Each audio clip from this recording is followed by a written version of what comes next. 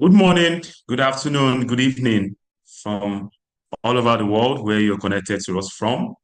You're welcome once again to the Nigerian Seed Sector Platform webinar series. This is the Q1 edition of 2025, the 16th edition from when it started about 4 years ago.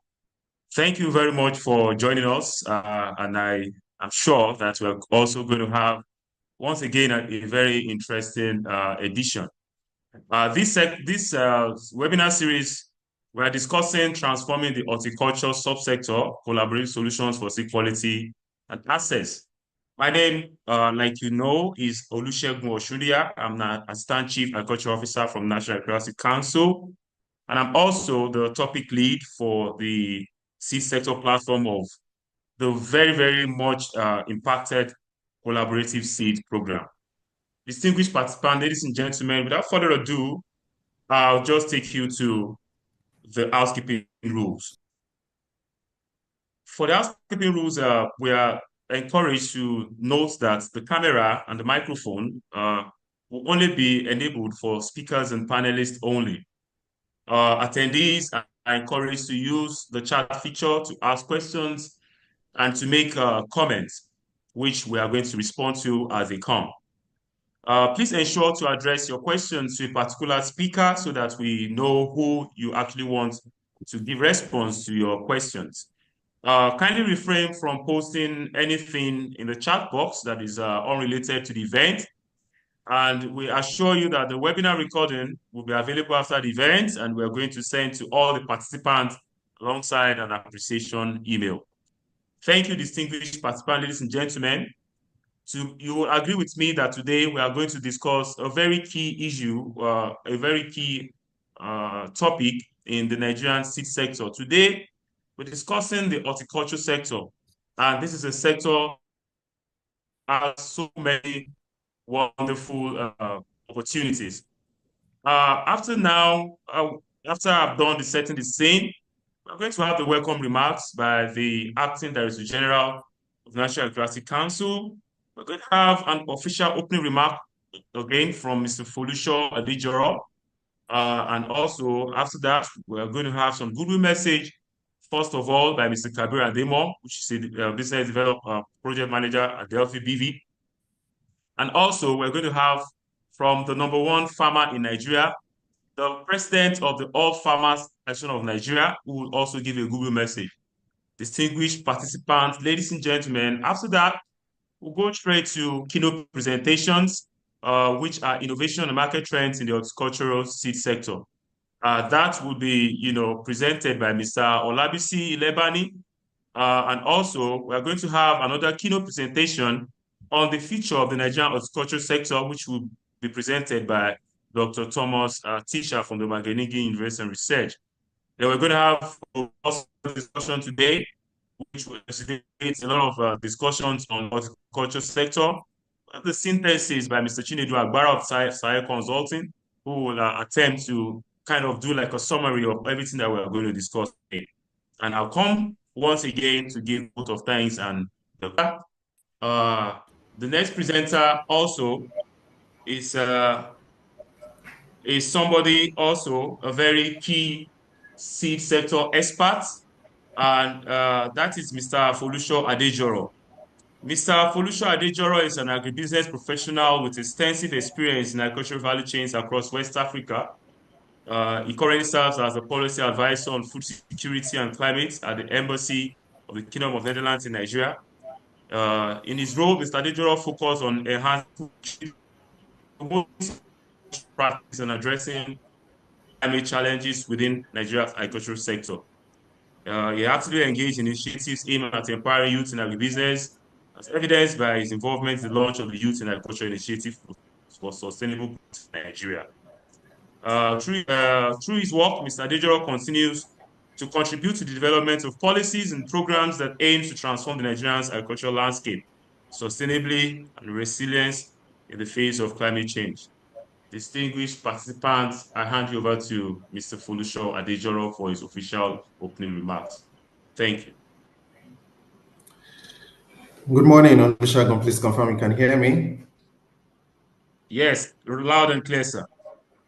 Perfect. The acting DG, all other speakers, panelists, and everyone attending, good morning.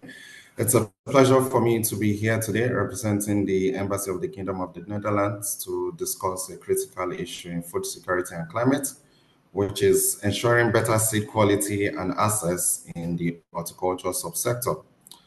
Horticulture plays a crucial role in ensuring food nutrition security and economic development.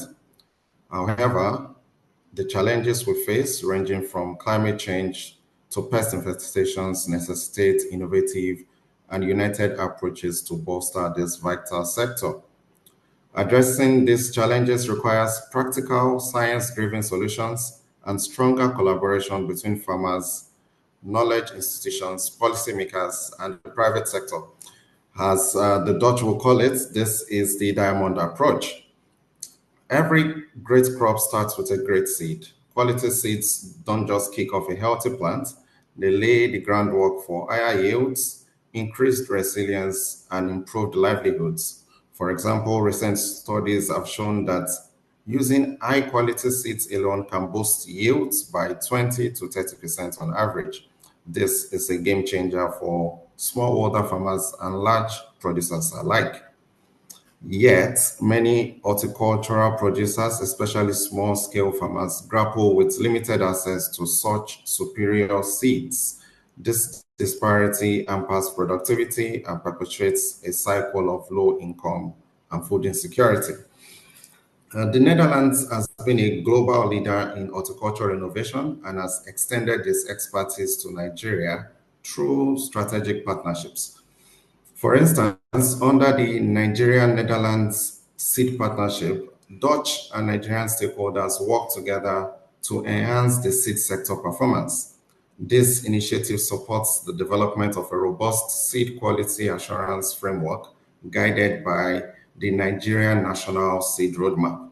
The ensuing program, which we called the Collaborative Seed Program, is a collaboration in every sense between the Wageningen University and Research, Sahel Consulting, the Nigerian Agricultural Seed Council, and many other partners, achieved significant improvements in farmers' access to high-quality seeds and strengthened local seed systems by implementing innovative quality control models, providing targeted capacity building, and enhancing public-private partnerships. Today, we'll focus on Horti Nigeria, a program we started in 2021 with many leading partners. In this case, the IFDC, International Fertilizer Development Center, East West Seed Knowledge Transfer, WUR, and KIT.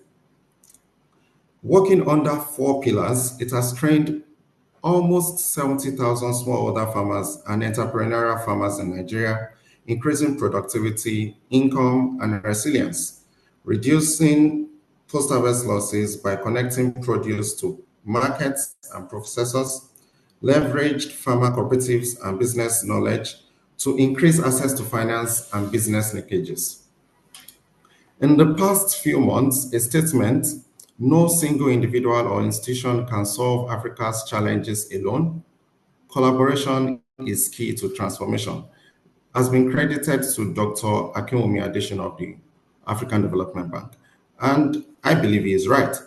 It is our collaboration that has helped us achieve numerous transformations that we'll be mentioning today. So I encourage everyone here, whether you are a researcher, policymaker, a seed company, and farmer, to continue to push the boundaries, share insights, embrace new technologies, and support sustainable practices that will allow us to create a resilient horticulture sector that meets not only today's needs, but prepare us for tomorrow's challenges.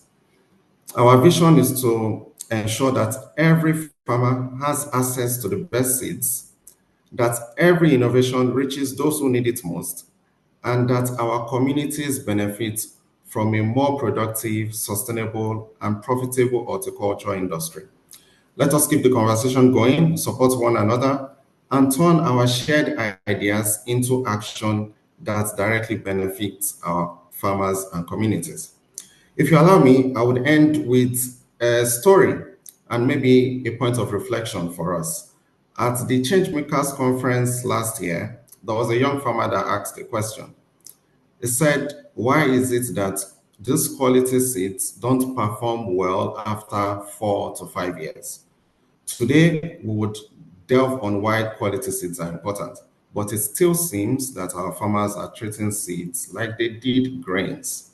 So, is the cup half full or half empty? Thank you very much for that wonderful presentation, and I love the way it ended. Is it half full or half empty? As the program unfolds, we'll know how full it is or how empty it is. Thank you very much. That was a very great presentation by Mr. Folusho Adejoro. Thank you so much for letting us start on a very good note. Distinguished participants, ladies and gentlemen, same vein, I'm going to also invite for Mr. Kabir Ibrahim. I think we'll go straight to our keynote presentation.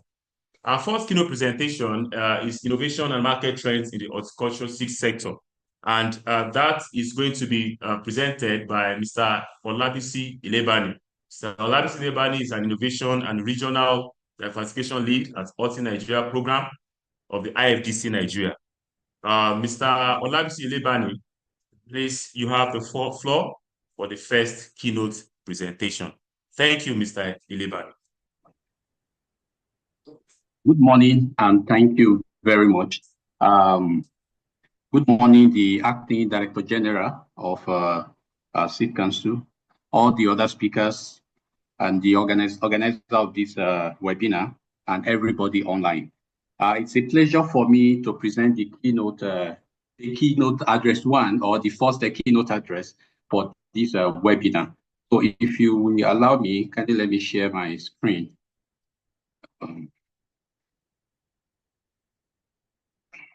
Just a minute.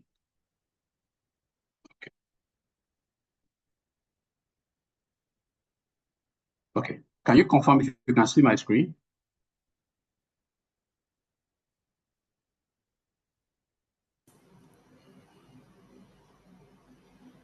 It's up now. Okay. Sorry. Okay. Thank you very much once again. So as the presenter has already said, my name is Bisi Lebani. I'm the lead for innovation and regional diversification for the Nigeria program, one of the IFDC programs. This morning, I will be talking to us about innovation and market trend in the horticulture seed sector in Nigeria. I like the welcome address by Mr. Folusho, where he stated the importance of quality seed in the horticulture sector. And according to a research carried out by Model Intelligence in 2024, it showed that Nigeria is the leading seed market in African region. With that, in 2022, Nigeria accounted for about 60.4% of seed share in the seed market. But one thing I want us to know is that this large share was largely due to higher adoption of vegetable cultivation in Nigeria, and also increasing consumption demand and the growing area under cultivation for horticulture. And for example, the area under cultivation for horticulture increased from 18.1 million hectares in 2017 to about 21.9 million hectares in 2022. So at the moment, Nigeria's seed sector, or Nigeria horticulture sector, is experiencing a significant transformation, which is driven by innovation in seed technology, increased investment, and evolving market trends. So this morning, together, we'll be exploring key innovations and the market trend that is shaping the Nigeria horticulture seed industry. And with this, I start with the first innovation, which is on development of climate smart and high-yielding seed variety. In order to address some of the challenges of climate change, researchers and seed companies are working tirelessly to develop some seed variety that are resistant, that are tolerant to drought, resistant to heat, and also resistant to some pests and diseases. And one of the major advantage of this is this will go a long way in helping farmers to cope with unpredictable climate conditions. And for example, I'm aware of institutes like NIHOT. At the moment, I know NIHOT is developing about 3 varieties of tomato, which are developed to help the horticulture farmers in Nigeria, most especially in the Southwest, to address some of the challenges that these farmers are passing through.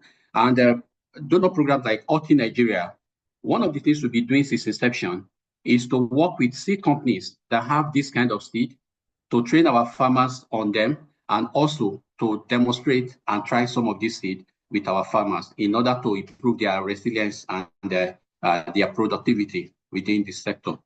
And the second innovation is the hybrid seed and biotechnology.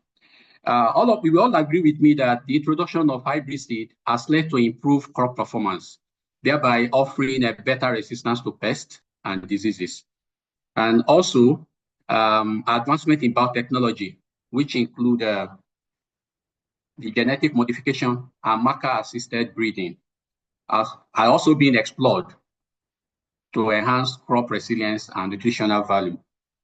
Like I mentioned, I talked about NIHOT with what they are doing on seed, on some of the vegetable seed. I know at the moment, I know they are working on tomato, and I know by and by they are working on some more seed of some of the vegetables that are being planted in the country. Then, Horti Nigeria, we are working with NIHOT and other relevant research-oriented seed company. And also, we are carrying out a lot of capacity building for the farmers we are working with in all our intervention areas, like in Kano, Kaduna, Oyo, and Ogun, for them to know the importance of planting hybrid seed and also the good agronomic practices that go along with the use of these quality seeds. Of course, we know at the moment everything is going digitalized, and the seed company or the seed sector is not left behind. E-commerce and digital platforms are playing a crucial role in connecting farmers with quality seed suppliers. We have a mobile app and online marketplace that are being used to facilitate easy access to certified seed, agronomic advice, and real-time market information, which is going a long way in helping horticulture farmers with better decision-making tools. And then we have a seed certification. Councils like National Agricultural Seed Council are strengthening effort to regulate seed industry, and they are doing this by implementing quality control measure. One of these is the use of a certification label and data certification system, which is helping to solve the issue of having fake seed in the market within the country. We can also take away the fact that public-private partnerships are being used at the moment to drive innovation and seed access, and that can be seen in what Horti Nigeria is doing at the moment in the country. One of the things we've been able to do, especially in the southwestern part of Nigeria, is to create entrepreneurial hubs. At the moment, we have 22 entrepreneurial hubs, 11 in Oyo and 11 in Ogun. And one of the things we've been doing with the farmers we are working with within these hubs is to train them on good agronomic practices. We train them on proper use of seed and with proper use of quality seed, and also when it comes to the time to link them to relevant seed companies that produce this quality seed, we'll also go work with them to ensure that. So I will now be taking us through the market trend in Nigeria horticulture seed industry. That is the one that we have at the moment. And the first one is a rising demand for high quality and improved seed. With the growing population of the country, I think the last time, at least recently, it has always been a general thing for all of us to say, oh, the population of Nigeria is about 200 million plus. And these 200 million people have to be fed. because I will quote one of the popular farmers here in the South who always say you can go on strike with everything, but you cannot go on strike with hunger, except if you have decided to fast, or you just want to disturb yourself with hunger. So this high demand has increased the demand for high quality horticultural crops, such as tomato, pepper, onion, and leafy vegetable. And one major fact is that this trend is driving the adoption of improved seed varieties that guarantee high yield and better quality produce. And secondly, expansion of seed distribution networks. We have innovative distribution models that are being explored by seed companies at the moment, and this includes agro-dealer networks, direct-to-farmers approaches, and these two approaches has really helped to get certified seed, certified and quality seed to most especially the rural areas. But then we also know that seed companies are leveraging on mobile technologies and last-mile delivery services to ensure timely availability of quality seed to farmers within the sector. And then we have increased investment in horticulture agribusiness. Now we see that local and international agribusiness investors are recognizing the potential of Nigeria horticulture sector. And with this, there is increase in funding for research, seed production, and market linkages, which is going a long way in creating growth and job creation within the sector, most especially for youth and women in the horticulture sector. And then we have the rising adoption of organic and sustainable farm practices. Because by and by, we notice that consumers are becoming more health conscious, leading to a shift towards organic and sustainable farming. So this trend has been able to influence the demand of farmers for high quality vegetable seed that align with environmentally friendly agricultural practices. And lastly, we have the government policies supporting seed industry growth. The Nigeria government, through agencies like National Agricultural Seed Council, at the moment is implementing policies to promote seed industry growth. And this is one of the initiatives, though I mentioned one earlier, another initiative is also policy and incentive for local seed production to create an enabling environment for seed entrepreneurs and farmers within the horticulture sector. And in conclusion, horticulture area at the moment is undergoing rapid transformation through innovation and evolving market dynamics. And the adoption of climate smart seed varieties, digital platforms, and strong public-private partnership are paving the way for increased productivity and food security. And to sustain this growth, you will all agree with me that there has to be continued investment in research infrastructure and regulatory framework. And this will go a long way in ensuring a resilient and competitive horticulture industry in Nigeria. Thank you very much for listening. Distinguished participants will agree with me that that was a very brilliant presentation from him, and we really appreciate you for letting Nigerians and people all over the world understand where we are now. But then, distinguished participants, ladies and gentlemen, you would agree with me, now that we know where we are, we should also know where we are going to. And it is in that vein that I am going to invite, before I invite him, I'd like to just say a little about him. Dr. Thomas Fisher is an advisor and researcher on socioeconomic inclusion, foresight in food systems at the Wageningen University and Research. He supports programs and research across the African continent to develop food systems while improving the livelihoods of producers and other actors along the supply chain. He has worked in international development for over 17 years and is bringing on board that experience for us to guide us on the next steps. We've had a very great presentation on where we are today by the last speaker, who has really done justice to that subject matter. Now we are going to where we're going to. Distinguished participants, ladies and gentlemen, allow me to present to you Dr. Thomas Tisha as he presents his keynote presentation on innovation and market trends in the horticulture sector. Dr. Tisha, you have the floor. Thank you so much, Olusegun, and thank you so much, everybody who's listening for joining. It's an honor and a pleasure to be part of this webinar. You'll just give me. This presentation is about a study that was done last year that was funded by the Netherlands Consulate with a request to look at the Southwest region, so the 6 states of the Southwest in Nigeria, to see where the horticulture sector can go in the coming years. As you probably know, but for those perhaps that are calling in internationally or not so familiar, the Netherlands Embassy has invested considerably into the horticulture sector in different parts of the country.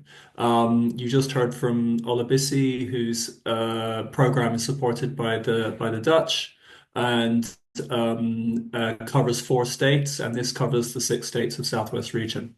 So just a word of warning, I'm going to present these slides a little bit quickly.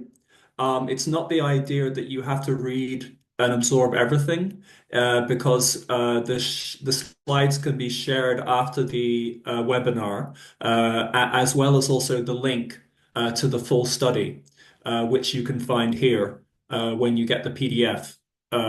So you can take a bit more time to look over the material and find what's specifically useful for you. So, but in short, this is what the study covered. It was looking at the current state of the horticulture sector in these 6 states. It then did a scenario exercise to understand where could the sector go in those 6 states, what would be a desirable future for the coming 20 years.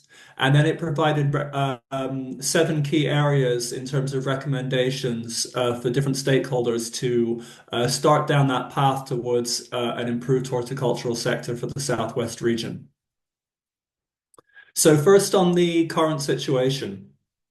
So, and apologies, I'm aware that there's probably a varied audience listening. So for those who are very familiar with the horticulture sector, some of you may already know some of this stuff, but I'll start with some of the basics. So in short, Southwest is in no way, shape, or form at the moment independent or self-dependent on in terms of producing everything that is demanded by Nigerian consumers in Southwest. In fact, only 20% on an annual basis comes from within the Southwest region. The remaining 80% actually comes from northern states, and specifically Kano, Kaduna, and Plateau, which are really the vegetable basket for the country, but especially for the Southwest region. That's in no small part because of improved irrigation schemes, which have come about from years of investment from the states to support the smallholder communities and producer groups to improve their practices throughout the year. So especially I had to flip the screens. Okay, so if you though break down the annual production and flow process by a seasonal between the dry and the wet season, the nuance that comes out here and other is that in the dry season, the Southwest actually produces enough leafy greens year round, but not necessarily tomatoes, onions, sweet peppers, in the dry season. Of course, I'm aware that horticulture is more than just this produce, but we selected some key produce, which are staples of the diets, to zoom in on. So what the key point here is that actually it's not entirely true that the Southwest is dependent for all produce from the north. it's specific to some key products, but other ones actually show evidence that there is enough productive capacity. Now, secondly, if you distinguish between the cities and the rural areas in the wet season, actually cities and especially Lagos, but also others like Ibadan and Abeokuta, are dependent year-round on the north for those specific produce like tomatoes, onions, and sweet peppers. But in the case of townships and rural areas, they're actually independent. So they can actually service the consumer demand through the wet season in the rural and community and township areas. Now, where this comes from is that even though the smallholders still dominate the horticultural production sector in Southwest, but there is a rising commercial farming sector as well. This is evidenced geographically by these production centers, and if you look at the green dots next to some of the major cities, there's a lot of these production centers which are being established, which both source from smallholders, but are also production centers in and of themselves, which then spread their produce to local rural.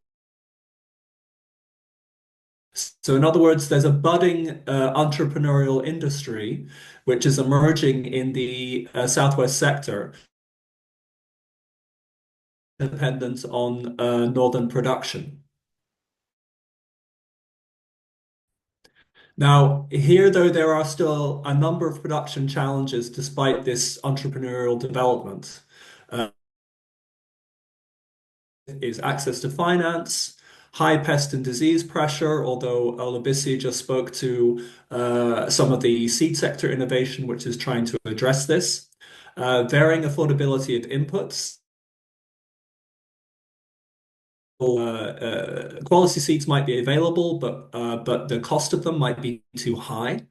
We could discuss that later on, as well as also labor. I'm sure you're aware of that in the recent last year and a half, that because partly inflation and workers have actually moved out of the country, at least seasonally, to neighboring countries, which is making labor access a real challenge for many, especially commercial farmers.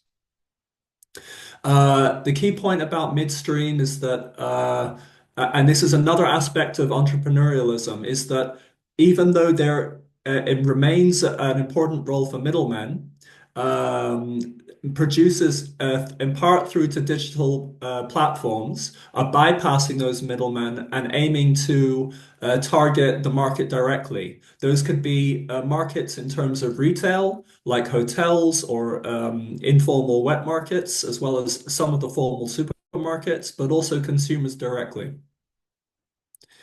Price instability remains an issue. Aggregators and retailers struggle with fluctuating prices. So price trends have been going up, which is what you see on the left-hand graph. The price throughout the year is actually unstable, which makes investments more challenging for all actors.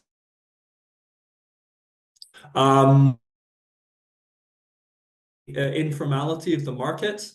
Unlike in the northern states that, as I said earlier, are the real vegetable basket of the country, there's been a lot less support in and interest in the sector over the past sort of decade or two. That is changing recently, but it requires more to really stabilize those markets and bring more of them from the informal to the formal sector.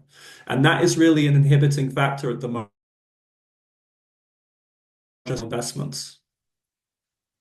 I will skip this slide just because it sums up and you can read that in your own time. Now, in terms of outlook, I'm going to give you 2 or 3 very key slides on this just to give you an idea of where the sector can go. Now, this graph shows you 3 lines. The bottom one is in terms of actual consumption, which is just under 100 grams a day. I'm sorry, by the way, this is also for the whole of Nigeria, not just Southwest.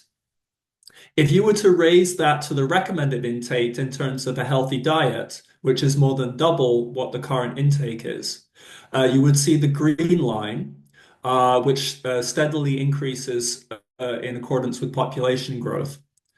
And if you were to adjust that for any harvest lost with an estimated 25%, you would see that the demand for produce increases to about 5.4 million in the coming 5 years.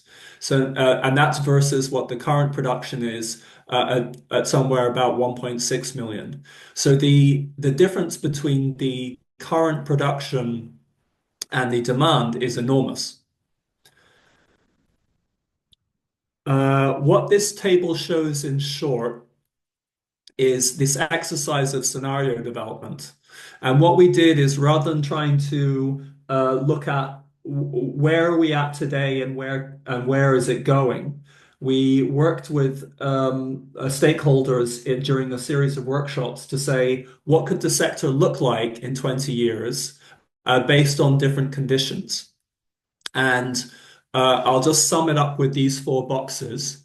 If you see the green box, it says business and state interplay. This is what you could say is the most desirable future, where state regulation in Southwest and business cooperate to improve the operating environment. Excuse me.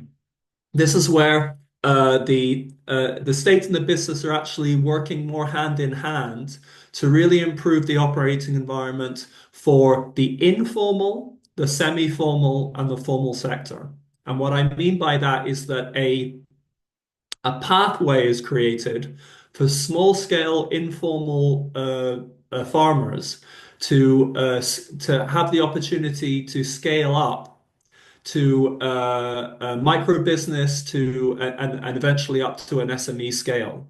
And that the whole spectrum of these types of production, as well as also the transport and retail, is supported to go through this growth. Now, on the left-hand side, the yellow box, this shows actually that this is also a potential. And you see this already in some areas in Southwest, where innovation and entrepreneurship is developing, but without regulation from the public sector, from the states, it limits the scaling. The bottom two, I'll start on the left-hand side, are the business as usual, which is if you continue as the trends are today, the environment remains unattractive for larger scale investment. And the state support does not, the state doesn't support that type of investment because it's not improving the operating environment. And then the right-hand side is if there's a misinvestment, which prompts a bias towards large-scale agribusiness and a lack of space and formal support for the informal and small-scale sector. That is together with a weak regulatory environment where, for example, the quality of produce remains unregulated and consumers don't trust what's coming through the supply chains. So what this does is create a couple of different scenarios of what to work towards, but what also to avoid going forward. This breaks it down by state, and I'll skip that for now. So based on that, we provided 7 key areas of recommendations. The key takeaway, not to overuse that word, the first takeaway is there's no one area to invest in which will suddenly transform the horticulture sector. It's an iterative process which requires multiple stakeholders. The second point is it's not going to be done by donors or foreign investments. There's a whole variety of local stakeholders in Southwest and those in the rest of the country which want to work in Southwest, which can take this initiative, but that mantle needs to be taken up by them. And I'll explain to you these 7 key areas to work towards the next 5 years to work towards that long-term desirable future. A first key area is a multi-stakeholder platform. So because there's already so many actors working in the area, from the inputs, production, transport, retail sector, very much oriented around private sector entrepreneurship and development.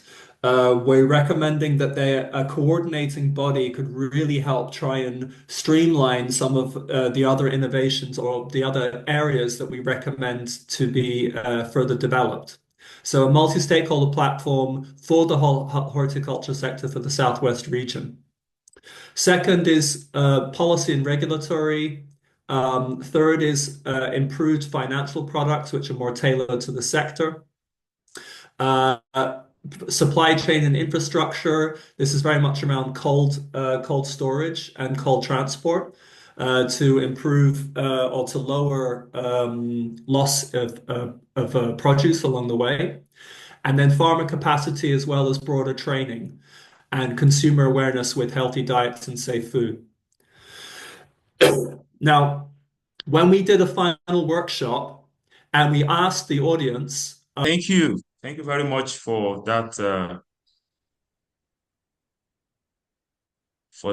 great presentation. And I love the momentum that we started, and the momentum is building by this. Now we know where we're going to. Distinguished participants, ladies and gentlemen, the presentations that we didn't have before now, we'll have them after the technical presentation, just for the momentum to keep rising. Distinguished participants, ladies and gentlemen, allow me to introduce today Mr. Adigun Stephen, the Acting Executive Secretary of the Seed Entrepreneurs Association of Nigeria. Stephen Adigun is a registered animal scientist who backed his master's and bachelor's degree from the University of Ibadan. He's one of us, one of the secretariats of the Subsector platform. He's also a monitoring and evaluation expert. He's worked in the agribusiness industry for a very, very long time now, including being technical assistant to the Sudan, where he provided coordination over the seed policy reforms projects in Nigeria. He attended several trainings and workshops in agriculture, entrepreneur, and business development, and is currently the acting executive secretary of the Seed Entrepreneurs Association of Nigeria, and also Nigerian topic lead for the seed company marketing and promotion under the Netherlands-sponsored collaborative seed program. He co-leads the establishment and management of seed demonstration plots, organization of farmers, field events, social media campaigns, capacity building and training, as well as other promotional and marketing activities by partner seed companies. Mr. Stephen Adigun loves playing the piano, reading, and traveling. Distinguished participants, the next 40 minutes, I'll hand you over to the moderator, Mr. Adigun Stephen, as he moderates the technical presentations. Thank you very much. Thank you very much, Mr. Shegun, for that wonderful foundation you have laid. I'm very sure our participants are eager to know what do we want to discuss on today's panel session. And I'm happy to inform you that we have 5 capable hands on board. First on the list, we have Dr. Mohammed Lawal Atunda from the NIOT itself. That's the Nigerian Horticultural Institute. We have Dr. Zainab Gwadabe from Seed Projects. We have Taufik Ahmed, who is an entrepreneurial farmer. We have Mrs. Agbani Omotosho from the Horticultural Unit of the Federal Ministry of Agriculture and Food Security. And last but not the least, we have Dr. Adisa Yaro, who is the country manager for East West Seed. So I would like our panelists to please come on board, because we have few questions for you to share with our participants today. First on it, we'll be asking Professor Mohammed Lawal Atanda, who is the ED of NIOT. We'll be asking you some questions. Professor Mohammed Lawal Atanda, please, are you on the call? Please turn on your video so that people can see you. Yeah, good morning. Yes, I'm thank good. you very much. Yes, thank you. Good morning, ladies and gentlemen. So, yeah, I'm sure people are wondering what is NIOT's role in ensuring that we have improved horticultural seed available at high quality in Nigeria. So I want to know, what are the current research initiatives at NIOT which are aimed at improving horticultural seed quality and resilience for vegetable farmers? And how do you ensure that these innovations are accessible to farmers? Thank you, Prof. Yeah, thank you very much, Mr. Adigo. Good morning once again, ladies and gentlemen. On our side here at National Horticultural Research Institute, NIHOT, we have a mandate to conduct research into genetic improvement of horticultural crops, which has to do with fruits, vegetables, and ornamental. To go straight to the point, I will pick it from the earlier presentations by both Mr. B.C. Lebami Otinanja and Dr. Thomas from Waganinga. We are talking about innovations. Yes, we've been working on that regarding the specific varieties of some crops. I will take you by example. Earlier 2023, NIHOT specifically, in line with our mandate as provided for by the Federal Ministry of Agriculture and Food Security, we released 3 varieties of tomatoes that are agroecological specific. Just look at Dr. Thomas' presentation. So 20% of those things are being produced or consumed in the Southwest. So one of those varieties we released in early 2023 is specifically for rainforest zone, where you can plant tomato. Because one of the problems of instability of price fluctuation for tomato is the issue of climatic in nature. Like in the Southwest, it's a rainfall zone. So the seed, like tomato, will not do well there. So we bred a specific seed for that purpose. Also in the North. I will take you another example. We are working, just like Mr. Lebami said, you know much about what we do because we are on collaboration level. Seed Council is also aware of this. We are about to release onion varieties that is specifically for dry season, which is for the northern part of the country. So we are working in that regard to make seed available within the limited capacity. Like the opening remark, one of the opening remark presentation said earlier, no single individual can solve this problem. So we are talking of collaboration and partnership. And to get, second question you asked, to get across to the farmer, I will still dictate into 2 things, which is the policy, which Seed Council is now working on now. Local policy to make it available, to make local stakeholders or local actors involved. I think on that, we give credit to Seed Council. They visited us in NIHOT, they visited all our outstations, and we are working on that, involving out growers. We train them so that we can domesticate this our technology. And by and large, with the coming of collaborative seed program, I think that's Chinedu's people Sahel and Horticulture collaboration. Like for example, Horticulture has some group of farmers with us in NIHOT here. And the CSP are also coming on board. So with a lot of collaboration and partnership, I think we can get, there's not only NIHOT, just like Dr. Thomas said, there's no silver bullet approach to this. It has to be collaborative, it has to be partnership, and you have to do it as a unison. Thank you very much. Okay, thank you very much, sir. Yes, Just to shed more light, for you to shed more light on this partnership, do you have any partnership with our indigenous companies at the moment, indigenous seed companies in this regard, as well as even agro-dealers network too? Yeah, thank you very much. Last year, the Honorable Minister of Agriculture and Food Security, Senator Abubakar Kari, and the Honorable Minister of States, Dr. Abdullah Ali Usabi, gave us a mandate that we should produce breeder and foundation seed. That is our business. We don't need to go into certified seed. And we switched into action. We came out with a lot of quantity of seed, which Seed Council is also aware because they came to satisfy at that time. So what we are doing at the moment, we are networking with most of these farmer groups to come on board and take this seed and also produce it so that they can share it among themselves. So we are in that process, and a lot of parcels of land have been open in NIHOT. It's a work in progress anyway. And just like we said, the policy issue is just coming in to facilitate that. So we have a good day ahead. Yes. Thank you. Thank you very much, sir. Thank you very much, Prof. So I'm going to bring on board Dr. Zainab Gwadabe, who is the MD of Seed Project Company Nigeria, an indigenous seed company in Nigeria. Dr. Gwadabe, please, can I? Hello, Stephen. Yes, I can hear you clearly. You're welcome on board. Thank you. Yeah. So we want to know the challenges faced by indigenous seed companies and the needed support. So we want to know, what are the main challenges faced in the seed production process? And how do you ensure that these seeds that you produce meet quality standards for our farmers? Thank you, Stephen. Good morning, everyone.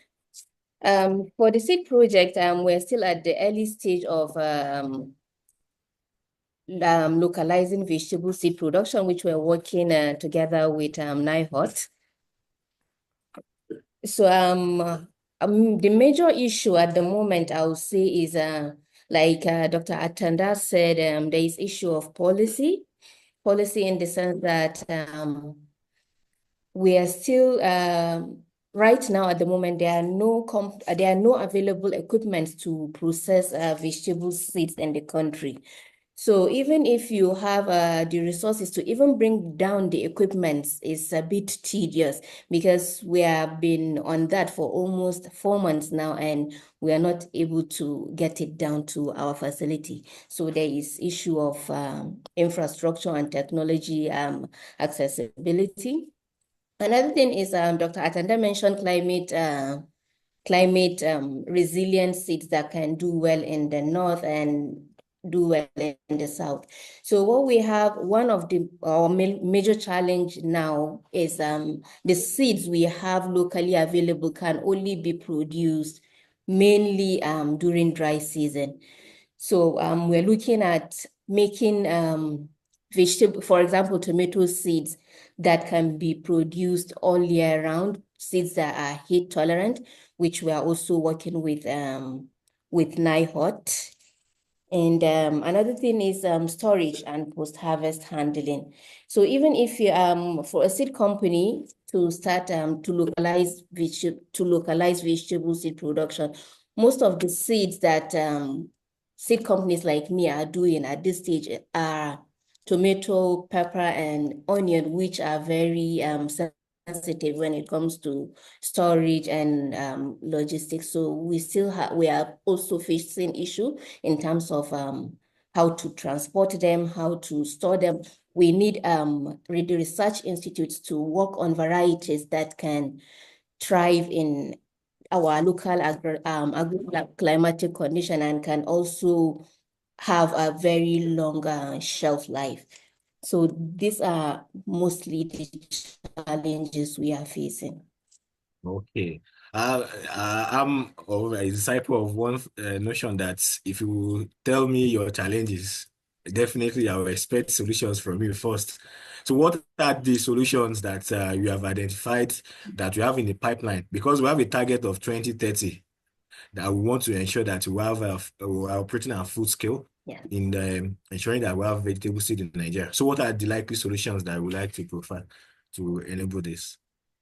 Well, as you know, Stephen, over the years, most of the seed companies in the country have been importing vegetable seeds. So to address, and if you look at it now in the country, dollar has not been stable and there are a lot of issues around import. Sometimes when you try to import vegetable seeds, you'll see the cost of bringing it down is even higher than the cost of buying that particular vegetable. So localizing the vegetable seed production is the first step. And working with research institutes, like partnership to work with research institutes, to work with development partners, to work with the government to produce seeds that are climate resilient in the middle of climate change crisis. Because what is happening now, you'll see in a season like this, we always have seasonal glut of vegetables, especially the tomato. And off season, we have issue of seasonal scarcity. So developing climate resilient seeds that can thrive in the Nigerian context, like something that can be produced all year round, will go a long way to help the farmers. It will help us, the seed companies, and the country as a whole. Yeah, thank you very, very much. You have it there, the audience. She has itemized that number one, our forex policy needs to change. They will need to localize the production of vegetable seeds in Nigeria. So I would like to quickly bring on board Mrs. Agbani Omotosho from the Federal Ministry of Agriculture and Food Security. Sometimes last year, a state of emergency was declared on the Nigerian food system. So Mrs. Agbani, are you on board? Because you represent the government institution which is in charge of ensuring that Nigerians are food and nutrition secured. Mrs. Agbani, please say hello to us so that we can know you on the call, please, ma'am. Good morning, everyone. Yeah, I've been good morning, around listening, and thank you for inviting me. It's so nice to have you here. Our audience are just so curious to know what is government doing to address some of these challenges that have been identified in terms of ensuring that the partnership between the seed companies and research institutes are solidified, in terms of infrastructure. How do we ensure that we have access to vegetable seed processing equipment in Nigeria? So I want to ask specifically, what government policies are in place to support the horticultural seed sector? And how do these policies address the challenges faced by our farmers in accessing high-quality seeds? Mrs. Agbani, you have the floor. Thank you very much. Generally, we all know that when it comes to the issue of agricultural seeds and seedlings, the National Agricultural Seed Council have the mandates for that. However, the Federal Department of Agriculture has a mandate on production of crops, including horticultural crops, of the Horticulture Division in the ministry. Then the Horticulture Division has no direct control on import of seeds, but we promote use of quality seeds through bill of quantity. Whenever there is a procurement activity, we ensure that the only seeds that our contractors bring in are those certified by the Seed Council that are quality seeds and not just grains, because we found out in the past that during procurement, some of these contractors just go to the market and bring in grains, and when such are given to farmers, the kind of yield we're looking for or the premium produce we're looking for is not obtained. So within the ministry ensures that the procurement process through the Federal Department of Agriculture ensures and encourages and sees to it that contractors will not just bring in any kind of or drop any kind of seed, either in. So we, like I said, generally, agricultural seeds and seedlings are mandates of the National Agricultural Seed Council. However, the Federal Department of Agriculture's mandate is on production of crops, including horticultural crops of the Horticulture Division in the ministry. The Horticulture Division has no direct control when it comes to import of seeds, but we promote the use of quality seeds through bill of quantity specification in procurement processes. When the procurement, the bill of quantity ensures seeds distributed to farmers supports good quality. We ensure that when the contractors are given their bill of quantity and when they are bringing in seeds, we ensure that those seeds are seeds certified by the Seed Council. So, because in the past, we found that contractors just go and bring in grains, and when those grains are distributed to farmers, we don't get the kind of yield, the country doesn't get the kind of yield we want, we don't get the kind of premium crops we want. But that has since changed. Before contractors are paid, we ensure that quality seeds, good seeds, are the ones that are brought in during procurement processes.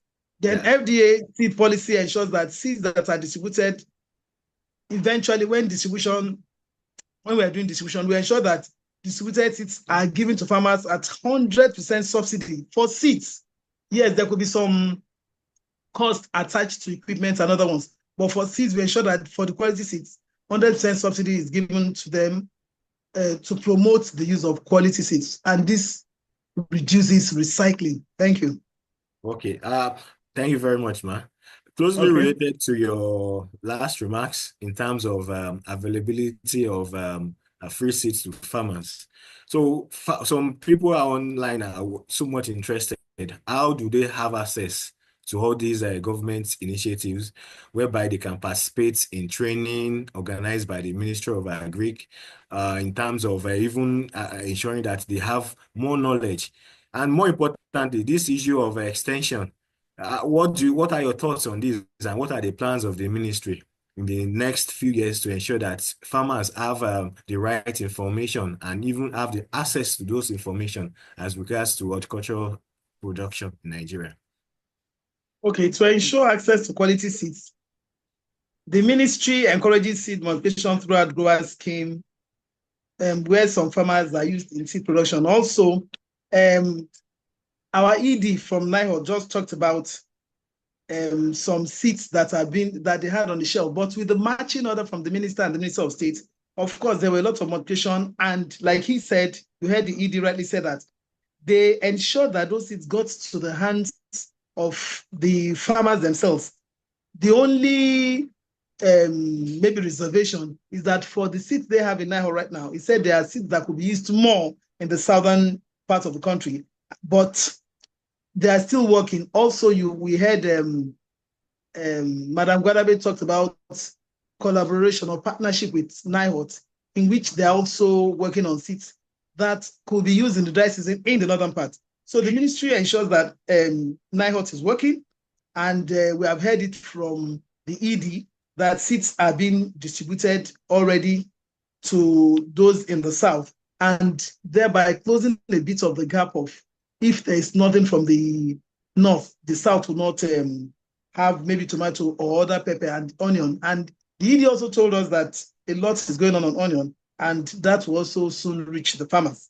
Then also efforts are also being made to ensure that international seed companies with specification on horticultural crops produce hybrid seeds in country through establishment of seed multiplication centers. This, of course, will reduce cost of horticultural seeds and recycling, and thus improve the use of quality seeds. How that happens is that some of these companies come for presentations, and when they do, we encourage them to bring in their equipment and ensure that they can work, produce this, whatever they're doing, have multiplication centers, have seed produced in country. And of course, there are also training programs in which we partner with experts who train farmers to ensure that, then we also work with agro dealers certified where we facilitate linkages of farmers to these agro dealers where they can get quality seeds. That's the ministry ensures that happens. And one other thing the ministry is doing is that we're in partnership with Horti Nigeria, and Horti Nigeria has done so much in promoting excellence in production of some vegetables, especially tomato, pepper, and a few other things. And they work with some consortium like East-West Seed and East-West Knowledge Transfer. And currently, these companies are ensuring that farmers have access to excellencies, not just the excellencies, they also put them through the use through the production process itself. Yeah, the protocols, especially the protocols. Because when farmers have access to excellent good seeds and do not have the production protocols, they just still broadcast them as normal seeds. Yes, and then so that's why I want to bring in the farmer now to give their own view on on what we are discussing at the moment. So, Ma, we very much appreciate your time, but I want to bring in the farmer now at this point of time. I want to bring Thank you in very much. Mr. Taufik Ahmed, who is an Thank you. entrepreneur farmer on board now. Mr. Taufik, please say hello to the house. Mr. Taufik is from the Should I field the unmute? West. Hear you. So quickly, the floor is now open for farmers. Let us now hear from farmers. As an entrepreneurial vegetable farmer, what challenges do you face when sourcing quality seed? Yes. And how do you Good morning, manage these challenges to ensure successful harvest? You have the floor now, sir. Yeah, good morning, everyone. My name is morning. Taufik Ahmed. I'm a farmer. So, majorly, our challenges has been getting sourcing for good quality seeds. So, with the likes of Horti Nigeria and other people, we've been having meetings with stakeholders in the distribution chains, such as seed companies, the retailers. So we have quarterly meetings, monthly meetings where we all meet them. We are able to source directly from them. So we, in that case, we're able to get quality seeds. But there are still some other challenges. Most of the time, you find out that if you go to the market now, we're going towards rainy season, and you find out that a lot of seeds that we need to grow, let's say tomatoes are the hybrid ones, the F1s are not readily available. So it's more or less like, so the little, maybe the distributors that have or the few that have would hike up the price because it's demand driven. So now I feel the likes of NIOT should work towards developing the right varieties which are much more resistant, because many of farmers tend to run away from them because we feel they don't have enough resistance and we don't have full, let's say, more information on what they are breeding. Let me say an example now. If you want to, like they said now, they are more tailored towards the varieties they have are more tailored towards the rainy season. There's also dry season. We have disease. We need to look at what are the characteristics, what disease is resistant to, what is resistant to. So those are things. Then also, I feel with Horti Nigeria, they've also been able to educate some of the distributors on how to keep their seeds, because you find out that a lot of times people buy seeds that will not germinate, and I feel it's also another issue. You find out that you've not them for the next for 1 month, 2 months, you've lost time. So I feel also the seed council should also help farmers in terms of making the seed companies also accountable for things like that, because sometimes the batches you find out that a particular batch was bad. The farmers will go buy it, plant it, they've lost money, they've lost time. So there should be policies to say, okay, if you're bringing a particular batch of seed, there should be trial fields where farmers can say, okay, this is how it's growing, this is that, that is that.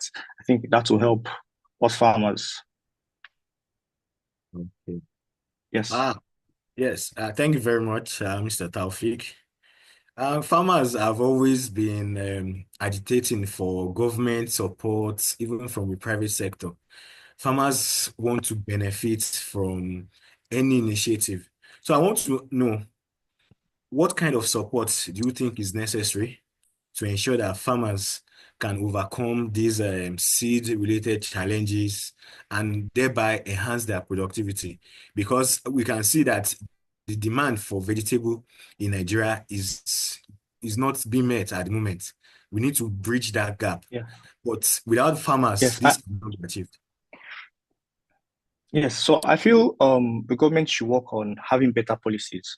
Like now, I feel if they can have, let's say, because now 95 or I'll say, let's say 80% of most of the vegetable seeds are imported. So if they have a way of maybe giving them a subsidy on it to reduce the cost when shipping it in, or when processing it or something like that, so the price of those things would be more reduced for farmers. Farmers are able to buy more and plant more. Then also, like few years ago, let's say 2 or 3, there was a regime that banned importation of soluble fertilizers. So I think Horti Nigeria and the Netherlands have been working on policies on how to help them, speak to them on how to lift the ban on soluble fertilizers, because whether you like it or not, a few years ago we used to buy soluble fertilizers for about 8,000, 10,000. Now if you want to buy the same thing, it costs about almost 60 to 80,000 naira. With that, increases the cost of production. So they need to be better policies on how to go about that. Thank you very much, farmers. Thank you very much, Mr. Taufik. I will bring on board the last but not the least panelist now, Dr. Adiza Yaro from East West Seed. Dr. Adiza, are you on the call? Oh, yeah, I can see you. Yeah.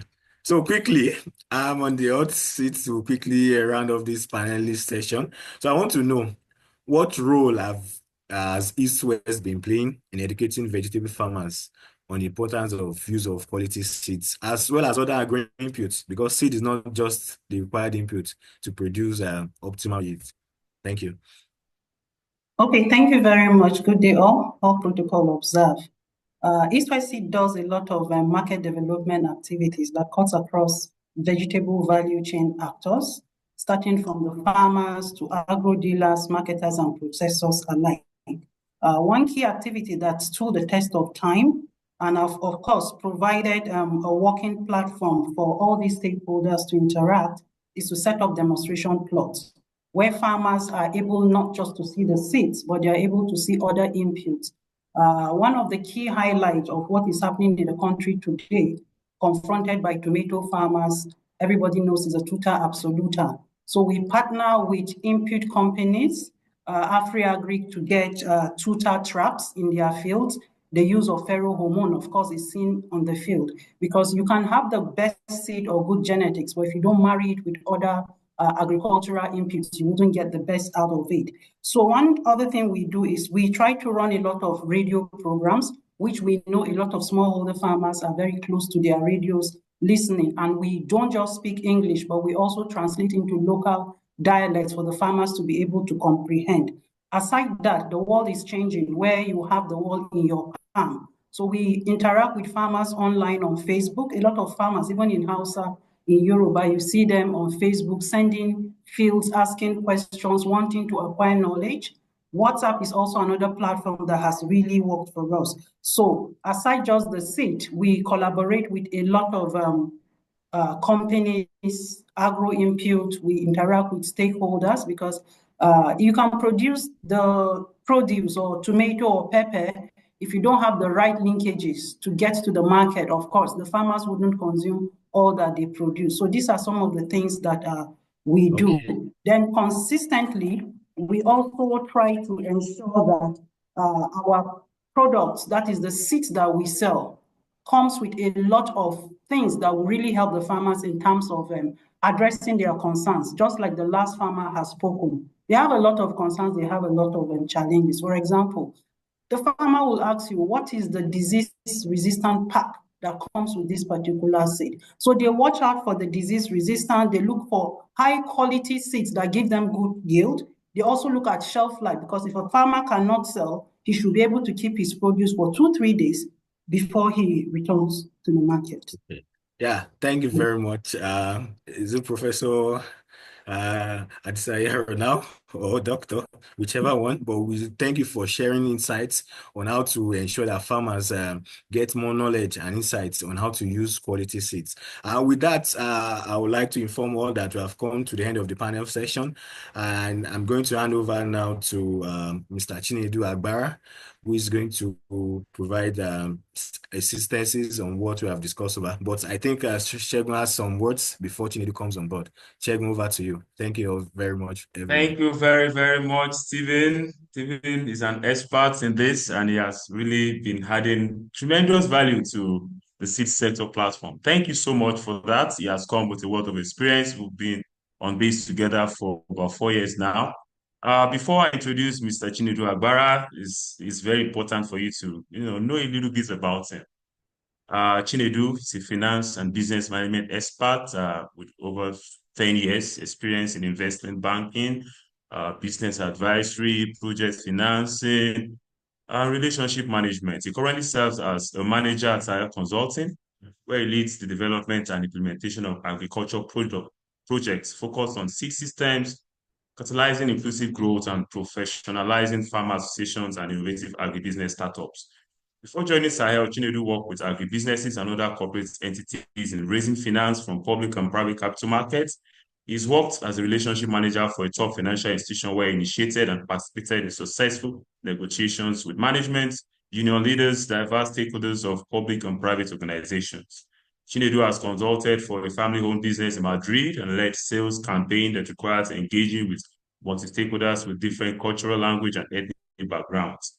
Chinedu holds a postgraduate degree in business management, a master's degree in advanced finance from IE Business School, Madrid, and is a charter holder with Chartered Financial Analyst Institute in Virginia, United States of America. Distinguished participants, Ms. Chinedu today will do a synthesis of all that we've discussed today. And distinguished ladies and gentlemen, I hand you over to the capable hands of Mr. Chinedu Agbara, partner Sahel Consult. Mr. Chinedu, you have the floor. Thanks, Shegun. Thank you, everybody. I think it's been a wonderful session. Yeah, indeed, I'll try to, as much as possible, do a synthesis of what we'll be hearing today. But yeah, I think time will not be on my side. It's been very insightful. So many points that I am struggling on where to start and how to. But maybe I just go in order of how the speakers have happened. So first is to appreciate Stephen and also Shegun yourself for the fantastic coordination that you've done. And also at the beginning, we had an excellent opening remark from the embassy, represented by Folusho, who I don't know, like Stephen said, he's a professor now, also a doctor. But thanks, Folusho, for that wonderful conversation where he highlighted all of the intervention that the Dutch government have been doing in the horticulture sector in Nigeria. It's great, and then also talking about the Dutch diamond, that's it's something that brings a lot of collaboration, which throughout the conversations today, we've always all highlighted the importance of collaboration in everything for us to move forward. Thanks, really, Folusho, for that again. We also had the presentations from IFDC on the Horti Nigeria project by Olabisi Ilebani, who shared the amazing work that is being done. I think also trying to respond to the comments or the requests from Folusho if the cup is half full or is half empty regarding the fact that our farmers still complain about access to quality seeds after a lot of work that's been done, investments have been done. So where are we? Are we making a lot of progress? And BC basically mentioned all of the intervention that is being done. He also talked about hybrid seeds, the fact that farmers, it's very high yielding, but also means that farmers need to reinvest and be more professional in the way that they use it for them to get the maximum benefit from it.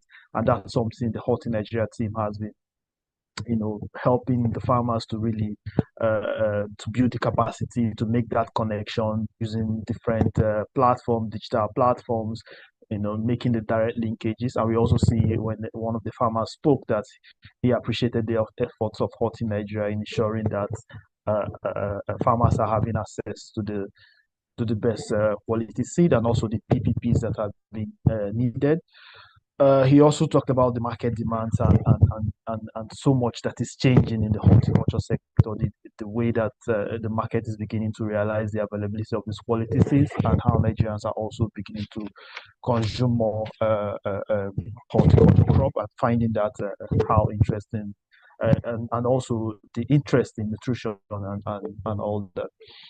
We also had Thomas, who made a very good presentation on the horticulture sector in the Southwest region. I think also that was a study that was funded by the Dutch embassy, and he emphasized, the current state of play in the horticulture sector and the different scenarios of where the sector needs to be. I mean, I think very insightful was the presentation on the production and consumption numbers in the Southwest, and the need to support production particularly in the wet season, the wet season where a lot of production dries up in the north, and then because the north is focused mainly in the production in the dry season, and then when it comes to the wet season, production dries up in the north, and then consumption in the south is affected because prices then skyrocket,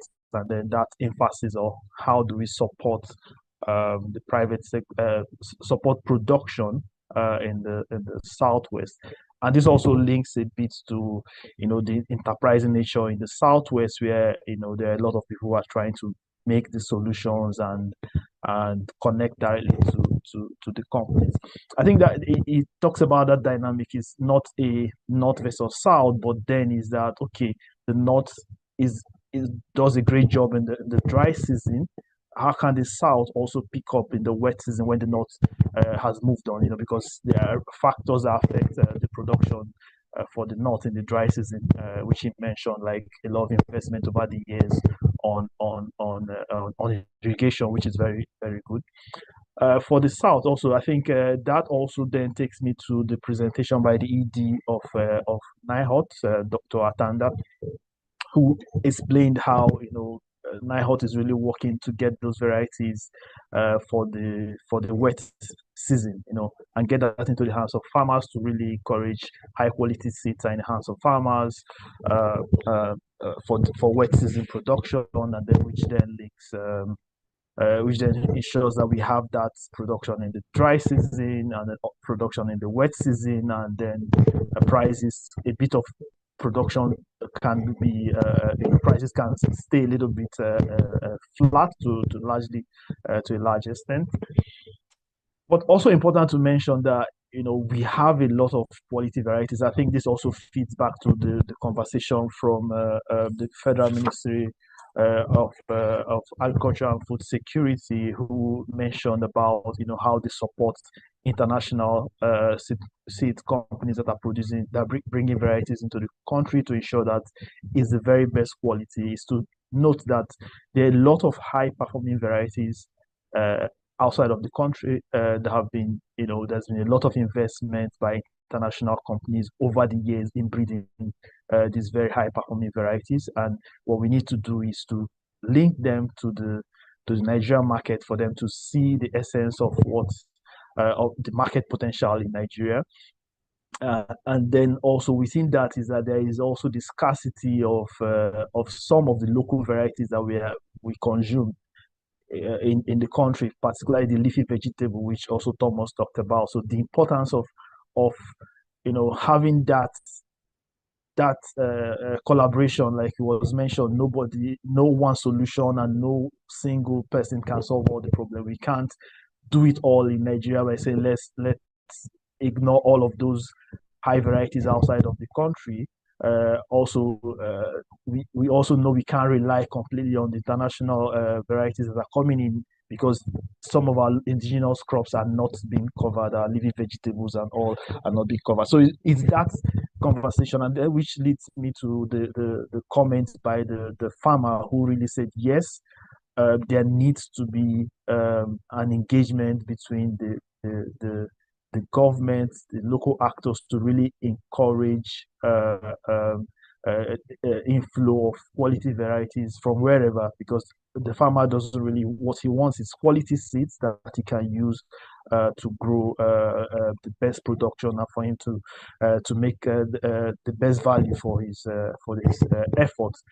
So really, that is something that we need to encourage, and I think we can clearly see that we need that collaboration across everybody to make this happen. And then also we had Hadiza, who fantastic presentation of what East West Seed has been doing in terms of helping the farmers understand what the best varieties are, how to use it, and also how to solve some of the key challenges that they have. We have the issue of tuta absoluta, which usually devastates the farms, but then the work that East West Seed has been doing is phenomenal in this regard.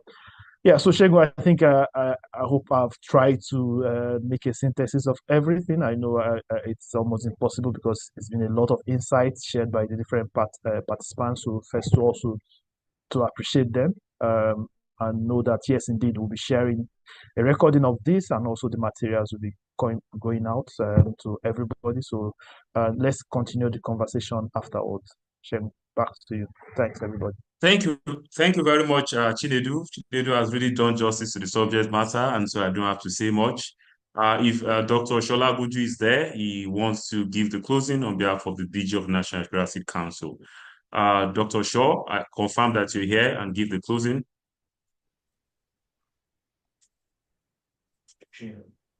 Is Dr. Shaw there? Thank you. Okay. Yes, thank you, Oshundia. And I bring greetings from the Acting Director General, National Cultural Seed Council, who has actually put so much plan to be on this webinar today because of the importance of this topic. Horticulture in Nigeria is a sector that we must grow. So speaking from his mind, I want to say this webinar has been mind-blowing, starting from the keynote speakers to the panelists, and having Chinedu giving a nice synthesis of what has been done so far. And we also see that we have people here that know their onions, and they've been able to give us so much leverage and so much insights on what we need to do to develop the sector. But from our own side, what we would like to do is that we don't want this to be just a talk alone, but we want from this webinar to grow to implementation plans and strategy to develop the sector together. And we can only do this with much and much collaboration. On this note, we want to thank NIHO, the FMA and the Dutch Embassy for what they have been doing. And we are committed as NASC, which is a regulatory body for seed in Nigeria, to ensure that we have good and playing platform for development of the horticulture seed sector. Presently, we are members of the OECD seed scheme, which is an elite member of 62 member nations to facilitate international seed trade. We have an ISTA accredited lab status, and we have joined the UPOV. All these are done just to ensure that the seed sector gets to where we are supposed to be as giants of Africa, even in the seed sector. And NACS has also improved its traceability status using the seed codex. So every traded vegetable seed that you buy must be affixed with a seed codex. This is what tells you that you are getting the right seed, which is authentic. And if it doesn't have a seed codex, the watchword is don't buy it. And we have also digitalized our process. This is just part of the things NACS is doing. And not to talk so much, I want to say thank you everyone for joining this webinar, and we look forward to having you in subsequent webinars. Thank you very much. I'll hand over to you, Mr. Shundia. Thank you very much, Dr. Shaw Laguju Bankole. Is an assistant director in the Office of the Director General of the National Geographic Council, and he leads the technical team of the DG's office. Thank you so much for doing justice to this subject matter. Distinguished participants, ladies and gentlemen, you would agree with me that today we've had yet another very wonderful time together. I would not do justice to this subject matter if I do not mention that this entire process was anchored by the Horti Nigerian team. At the seed sector platform, we allow people to come on board and use the platform to showcase the innovations. All the panelists, all the connections and everything to make this successful was done anchored by the Horti Nigeria team. Horti Nigeria, this success is not just for the platform, it's not just for the CSP, but it is for Horti Nigeria. Horti Nigeria, thank you very, very much for using the platform, and it's open for others who want to showcase the innovations that has happened in their affairs. Thank you so much, Sahel. Thank you so much to Maya Tyson, coordinator from the Netherlands. Thank you so much. She's there. She's the one who has given us she's the one that we see when we look back. Thank you so much, everybody, for all that you've done today. See you at the 17th edition of the National Seed Sector Platform.